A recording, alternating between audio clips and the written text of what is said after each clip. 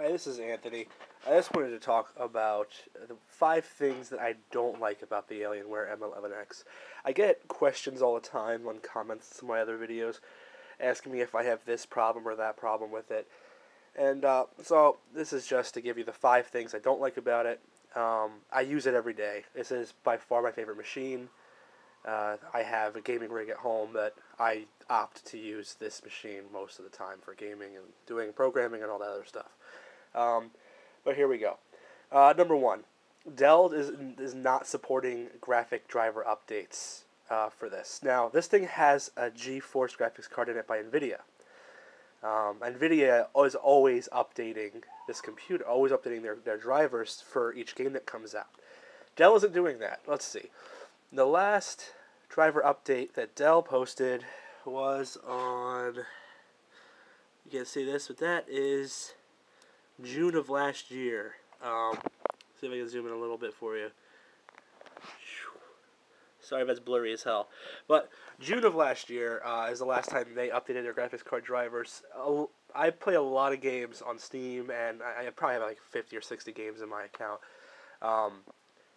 And that driver right there does not, it sucks. It's slow on most games, 20 frames per second less than the most current driver, even for Left 4 Dead. Now the games are playable, but it's just the performance is very low, and a lot of games don't work at all. You try to run it, it doesn't recognize the card, they crash.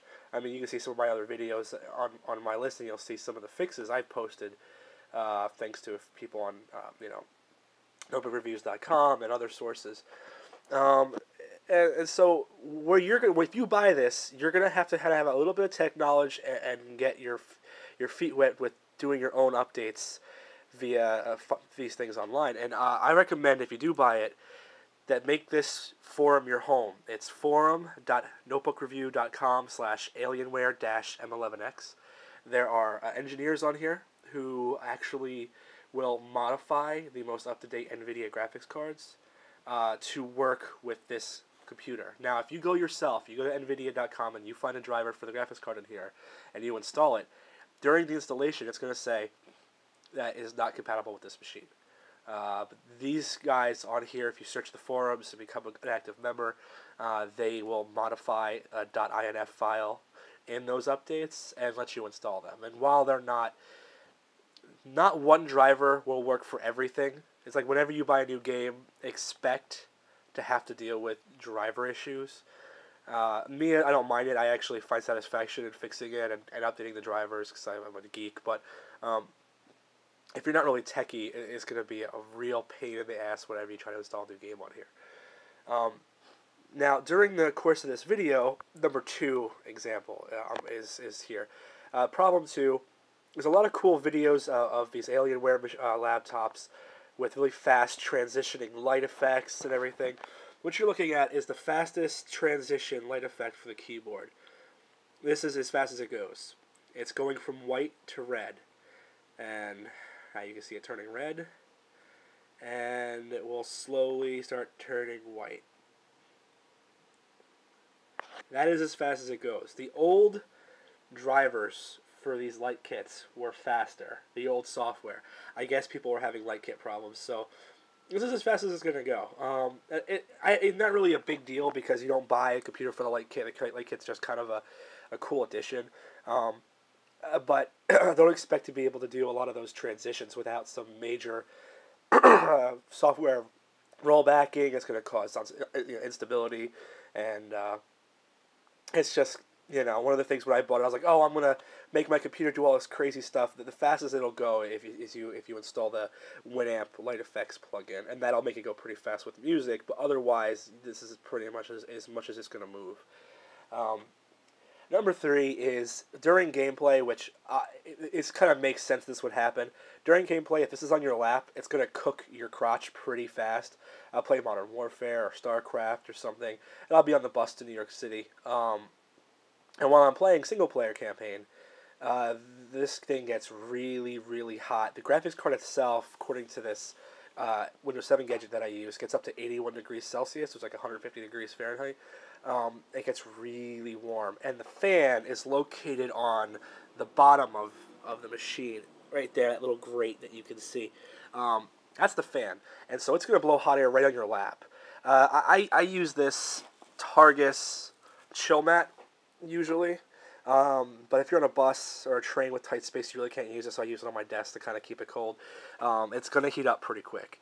I'm pretty sure these rigs are made to withstand the heat, so I don't see any system performance over the course of the last year that I've owned it go down due to the heat, but it's kind of uncomfortable over time playing these high-end games on your lap.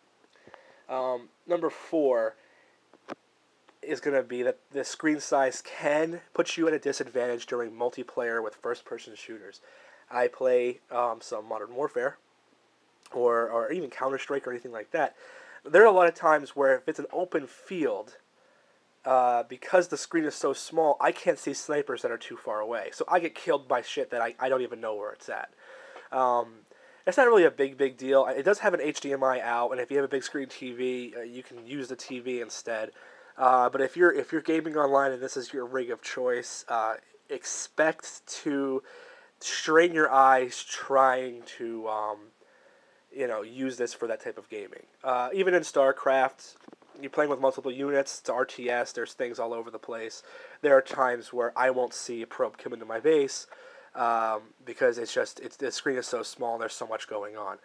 You can adjust to it, and it doesn't stop you too much, but there are occasions where you're like, man, I didn't see that guy, or man, I didn't see that unit, And then I'll play it on my rig at home with my 32-inch monitor, and I can see all that stuff. Just keep that in mind. And number 5 is got to be the Optimus settings that you have on here.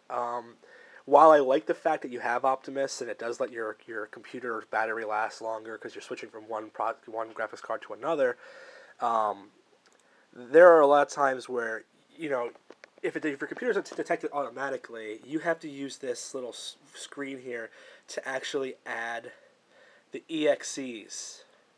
And you add the EXE of the game, and then you have to say, okay, make sure this game is running this graphics card.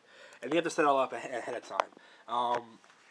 Whenever you update your graphics card, like do a complete reinstall, you lose all your settings. That's kind of a pain in the ass, especially because you can't do normal updates with this. You actually have to go to notebookreviews.com and do it by doing a complete uninstall and reinstall almost every time you want to switch it out. This isn't a big flaw, but if you're not too techy, then you're not gonna. This can be a pain in the ass for you. I get a lot of emails and a lot of questions with people how to use this, and also keep in mind that there are 2 different M11x's out there. There's the R1 and the R2. The R1 doesn't use this setting. It actually has a button on the keyboard which will switch your graphics card. The R2 uses Optimus, which is dynamic detection, and it actually detects what application you're using and switches the graphics card based on that. Keep in mind, if you're running on battery and you're using the low performance graphics card, the HD ATI thing, the onboard, you're going to get like 5 or 6 hours of battery life, which is great.